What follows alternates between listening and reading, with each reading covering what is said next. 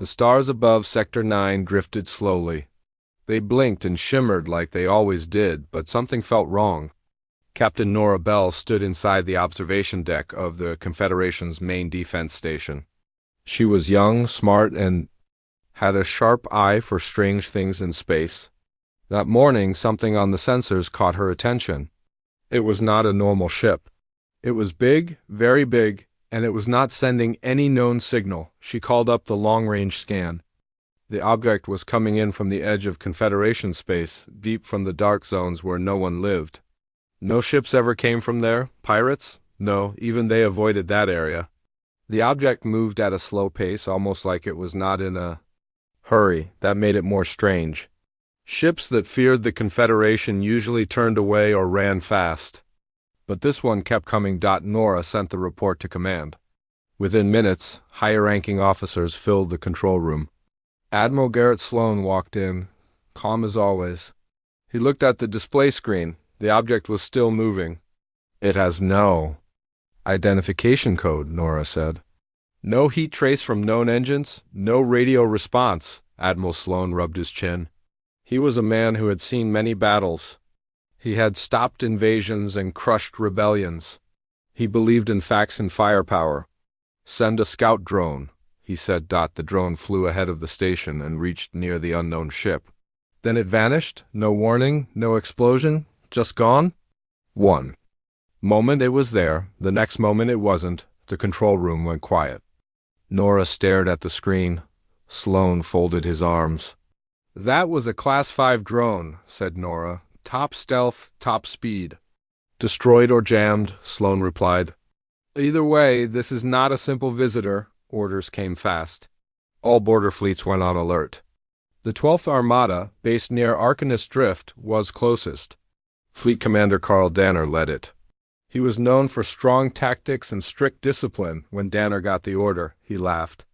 One ship? You're joking, he said. We have 3,000. His officers agreed. They didn't fear one ship. Who would? Their ships had shields, long-range weapons, and the best fighters. They moved toward the unknown object with full confidence. Meanwhile, back on the defense station, Nora kept watching. She did not smile. Something inside her felt cold.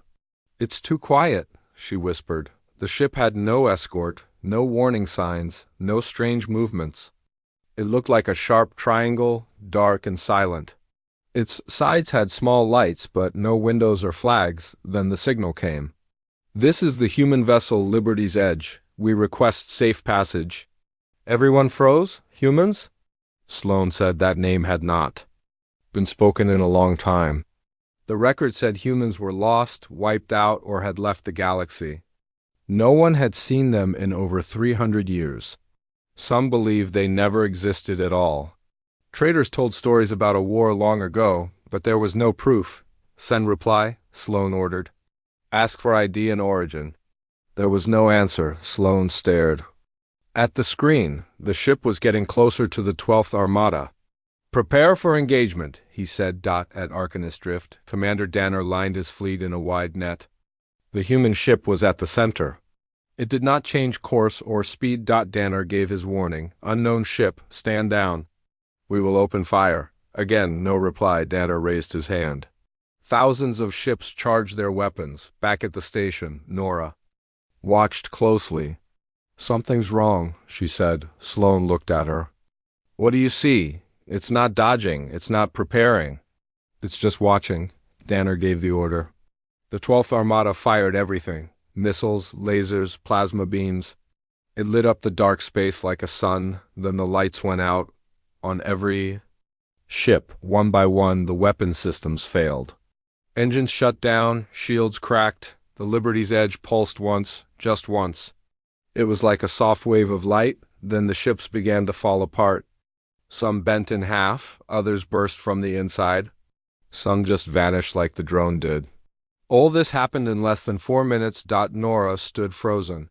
Sloan sat down slowly, staring at the screen. The fleet was gone. All 3,000 ships. Not one left. A single line appeared on the command display. Next, Nora whispered. It played with them. Sloan nodded. That was not war. That was a message. The Liberty's Edge turned again. This time, it was heading straight for the Confederation's heart. Nora looked at Sloane. "What do we do?" The Admiral did not answer. No one did. The stars kept shining, calm and cold. But now, everyone who saw them felt afraid. The ship moved quietly through space. The stars around it looked small next to its long black body. The Liberty's Edge, the human warship, was heading deeper into the center of the Confederation's space. No one tried to stop it now. The 12th Armada was gone.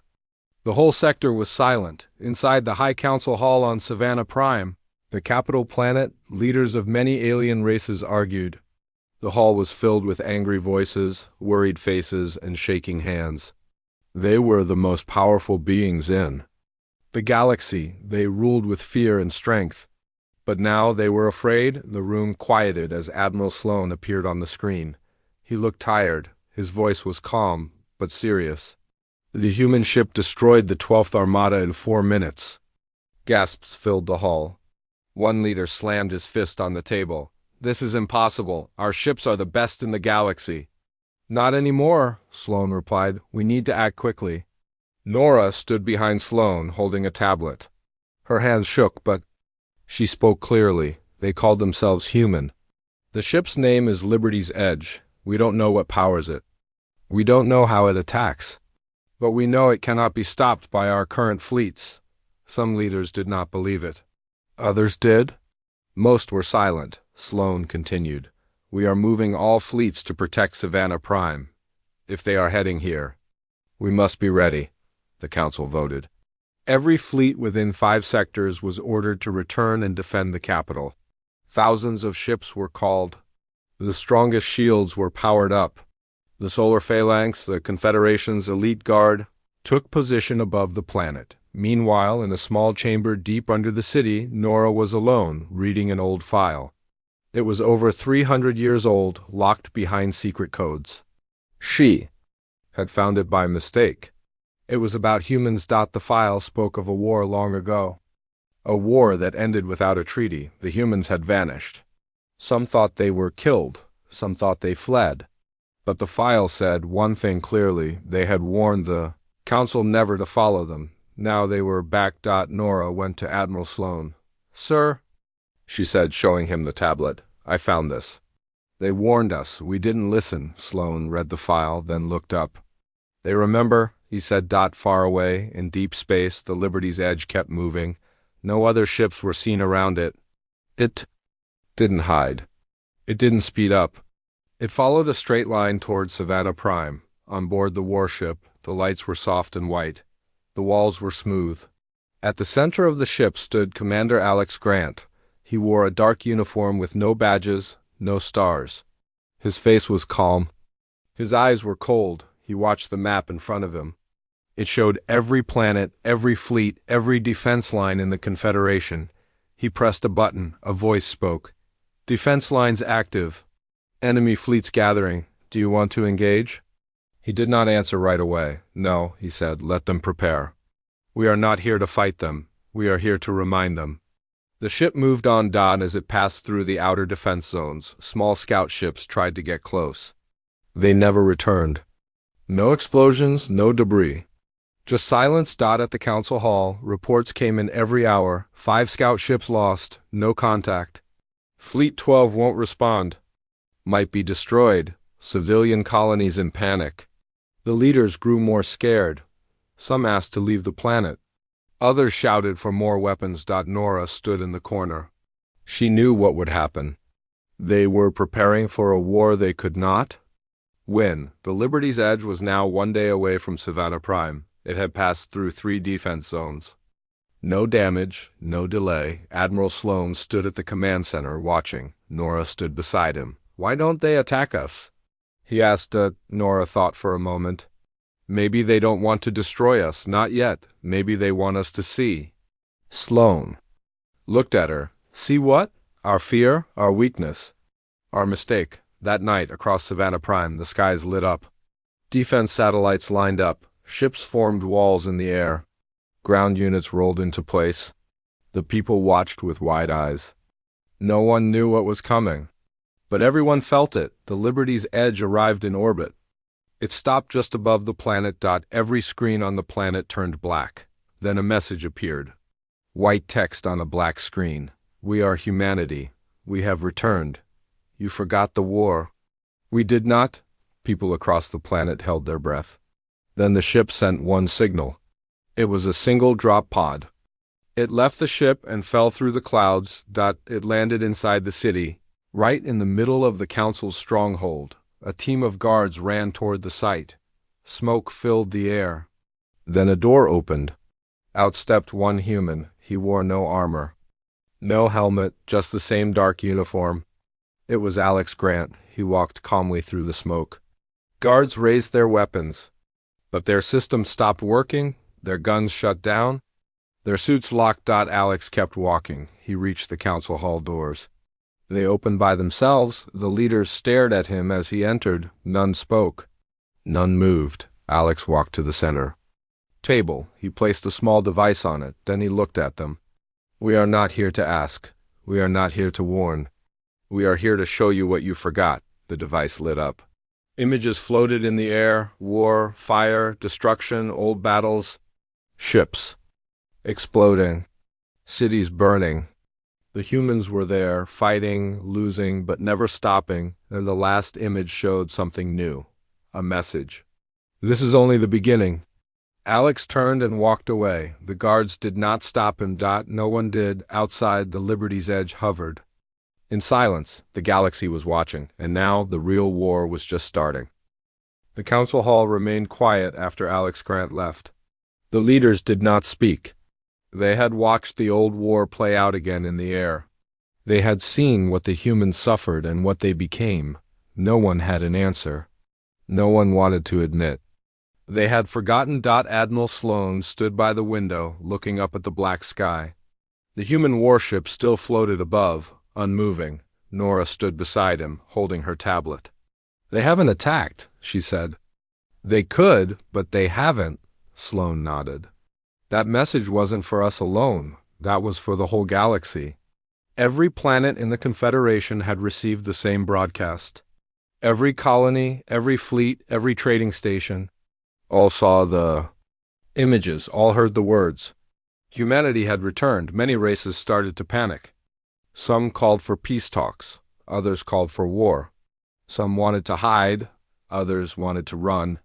But no one had a plan that worked. In deep space, the Liberty's Edge remained silent. No signals, no threats. It just waited. Alex Grant sat in a white room inside the ship. There were no windows. Only screens that showed the galaxy outside. He spoke to no one. He did not need to. The ship was alive in its own way. It followed his thoughts. He closed his eyes. He remembered. 300 years ago, humans had left. Not by choice. The Council had attacked Earth. They said humans were too wild, too dangerous. But humans had fought back. They had lost everything, but they had survived. They left behind the known galaxy and went into the dark. Now they had returned on Savannah Prime. Nora worked in her lab. She was looking for something, anything, that could help them understand the ship. She had old records, strange files, and parts of damaged scout drones. One report caught her eye. It was from a remote moon called Briner 6. It said a small human station was found there, long ago, before the ship arrived. The station had no power, no life, but strange symbols covered the walls. She took the report to Sloan. Sir, I think the humans have been watching us for years. Maybe longer. They left signs. They left markers. This ship didn't just come out of nowhere. Sloan read the file. You think they planned this return? Yes, Nora said. This was never about one ship. This was about sending a message when they were ready. Meanwhile, on the outer rim of the galaxy, a group of alien warlords gathered. They had ruled the edge of space with force and fear. Now they felt that power slipping away. The human ship had not spoken to them. It had not even looked at them. But they felt the weight of its return. One warlord, Varnick the Red, decided to strike first. He gathered his ships, over 2,000 strong, and set course for Savannah Prime. He believed if he destroyed the warship, he would become the new leader. of the galaxy. His fleet entered Confederation space 2 days later. The Council was warned. Sloane was told. Nora read the alert. "We can't stop them," one officer said. "We're still fixing our systems." Sloane looked at the sky. "Maybe we don't need to." The Liberty's edge moved for the first time in days.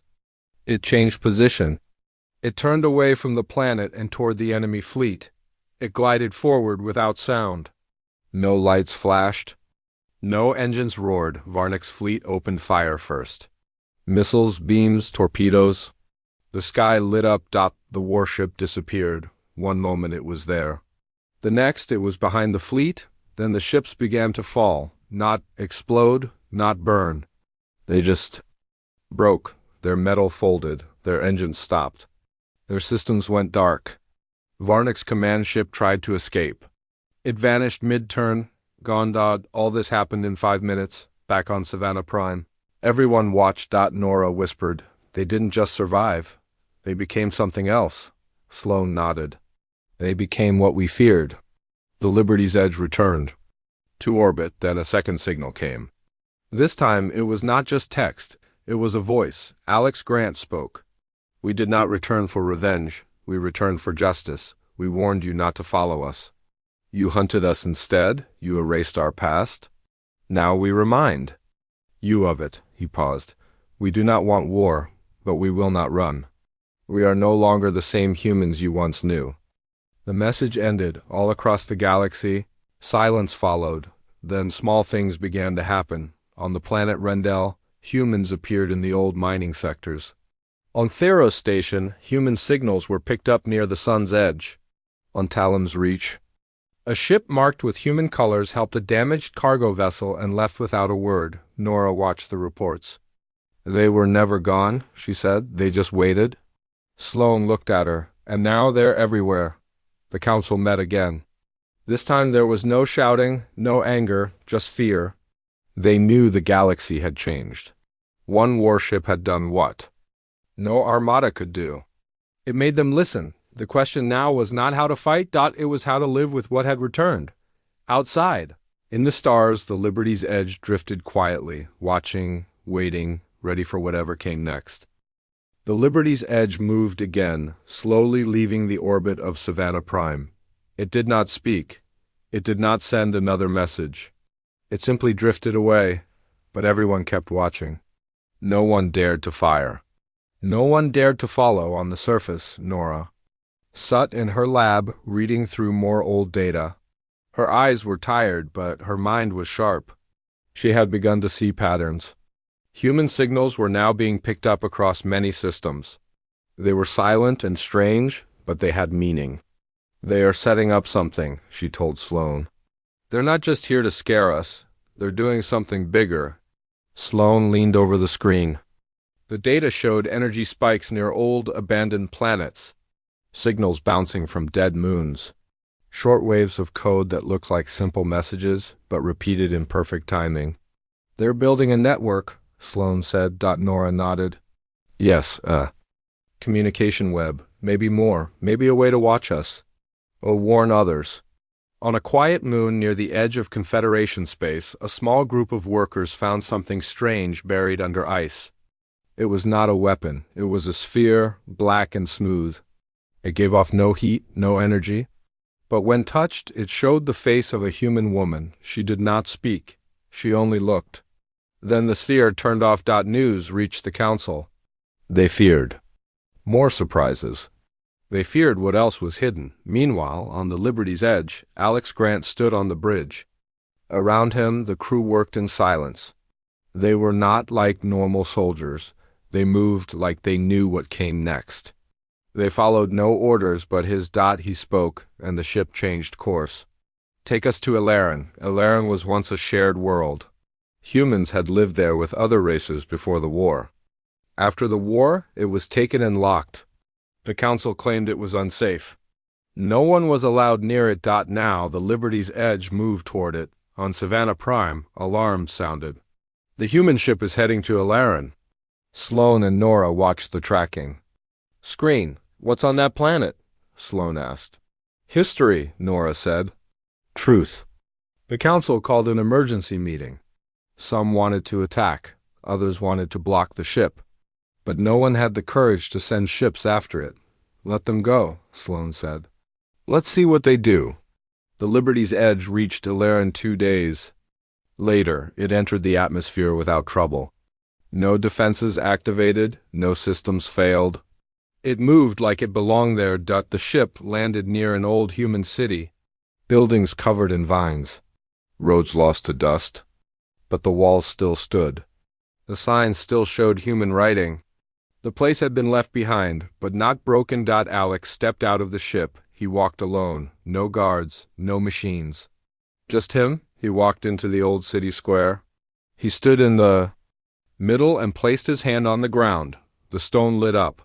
A blue light ran through the roads, the walls, the towers. The city woke up. Far away, satellites picked up the energy. Nora saw it first. He activated something. The city is alive. Sloane stared at the readings. What kind of city wakes after 300 years? A city waiting for its people, Nora said. All across the planet, other cities began to light up. Human technology that had not worked for centuries started to hum. Towers lit. Doors opened. Machines began to move. The Liberty's Edge sent a signal. It was not a message. It was a code. It went out to space, to places beyond the Confederation's reach. On deep space stations, ships responded. Human ships, old ones, new ones, hidden ones. They moved. They left their hiding places. The council panicked. "They're calling in more ships. They are building a fleet. We must stop them now." But Sloane did not speak. He watched. He understood something now. This was not a surprise attack. This was the return of a forgotten nation. Nora showed him a new report. A message sent by an old human outpost. "To all who hear us, we are the sons and daughters of Earth. We are not your enemies, but we will not bow." The council fell into silence. Alex returned to his ship. The city remained awake. It glowed behind him like a memory brought back to life. Inside, his crew looked at him. "They will choose," Alex said. "They will either accept our return or try to stop it. We will not force them, but we will not leave again." One of the crew, a young woman named Kelly, asked, "What if they attack first?" Alex looked at her. "Then they will learn again what we are." Back on Savannah Prime, Nora stood alone at the window. She looked at the stars. "They came back not to conquer," she whispered. "They came to show us what we threw away." Sloane joined her. "And if we don't listen?" Nora turned to him. "Then the war will not be like before. It will be the last." The Liberty's Edge rose from Illyria. It now had a purpose. It was not alone anymore. Across the stars, more human ships lit up.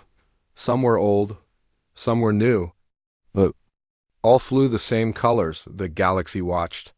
The council waited. The silence was deep, but it would not last. The next move would change everything. The sky above the Confederation's central world turned dark as news of human movement spread. On every world, people gathered around screens. They watched as more human ships appeared. Some came from dead sectors. Some flew out of old asteroid fields. Some had been hiding in plain sight. Nora stood in the control room, watching the data flow across the screens. She looked calm, but her heart raced. Human presence was growing faster than she had thought. The signals were not random.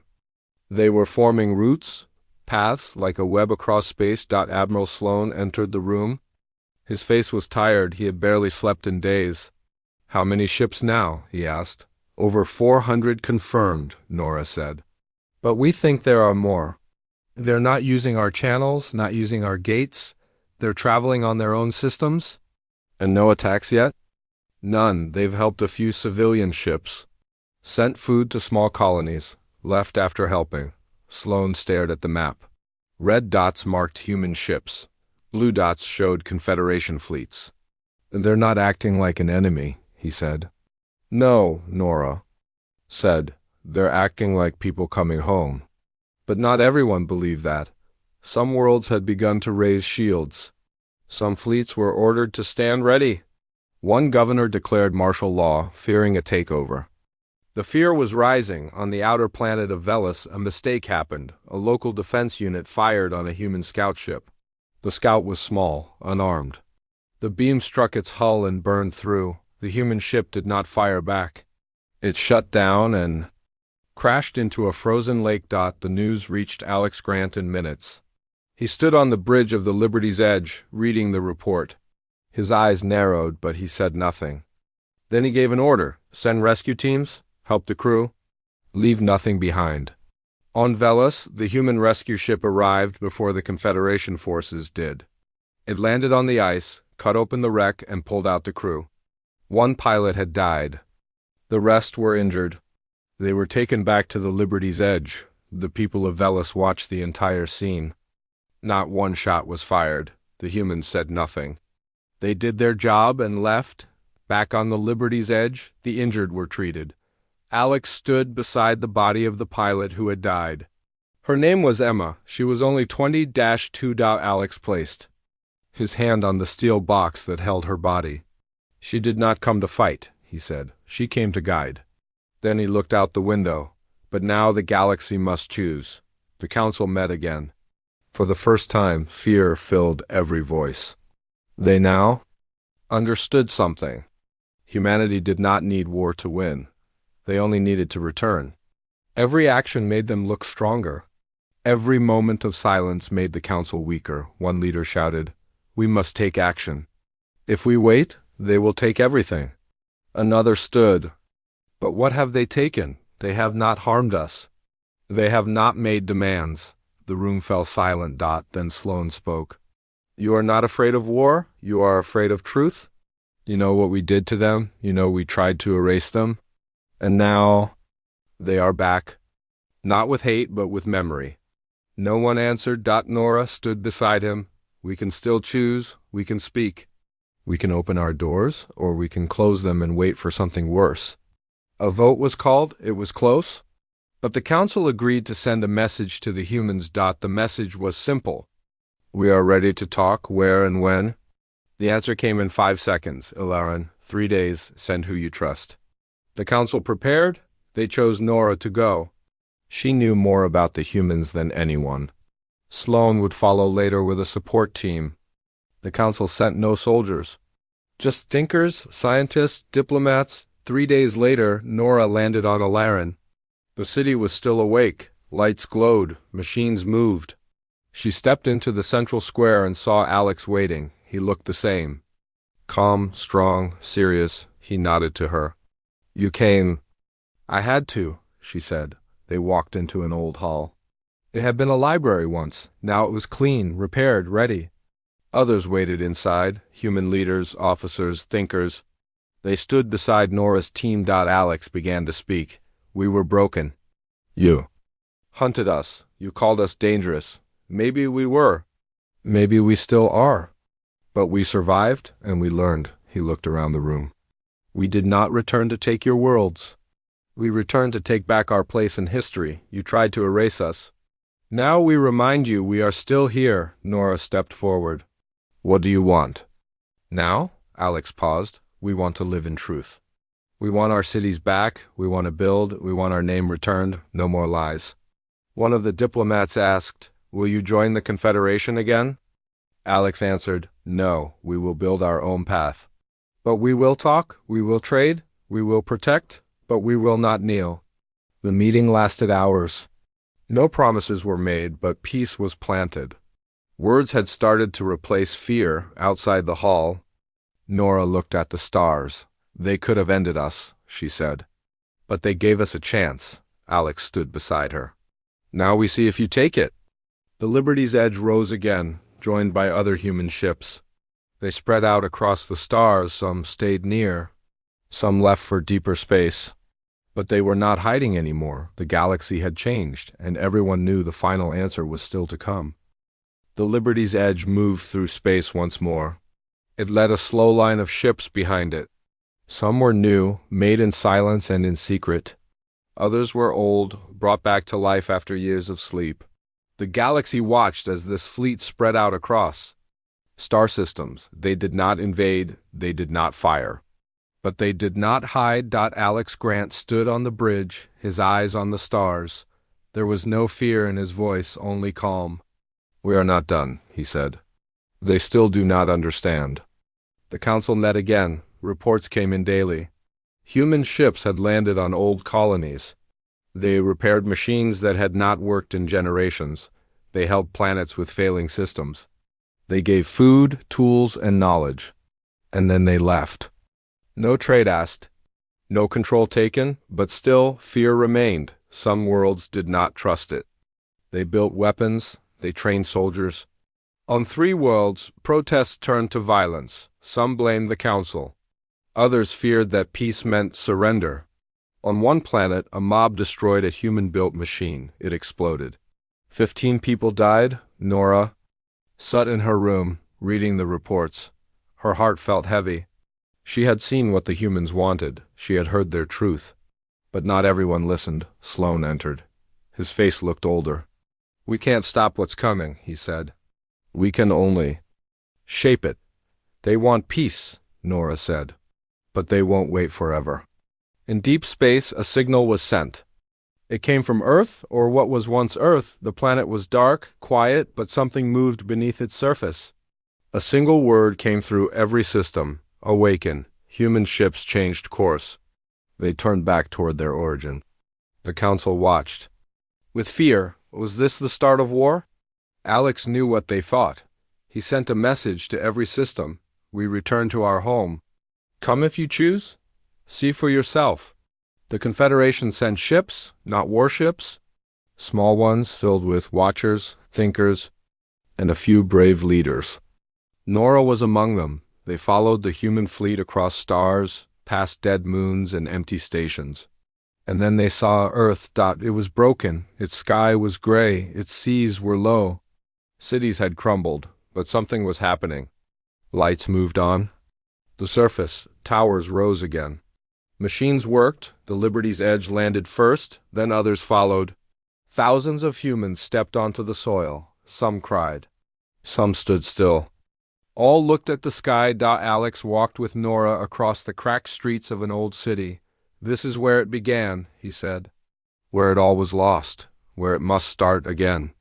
Nora looked around. She saw children running between walls. She saw people planting green things in the dirt. She saw life returning. "Why now?" she asked. "Because now we are ready," Alex said. "We had to become more than what we were, not just strong, not just angry. We had to become builders." In the old world's heart, a tower rose again. It was not tall, it was simple, but it held power. Inside, Alex spoke again, and his voice reached every planet. "We are human. We came from this world. We were nearly lost. We do not ask for power. We do not ask for control.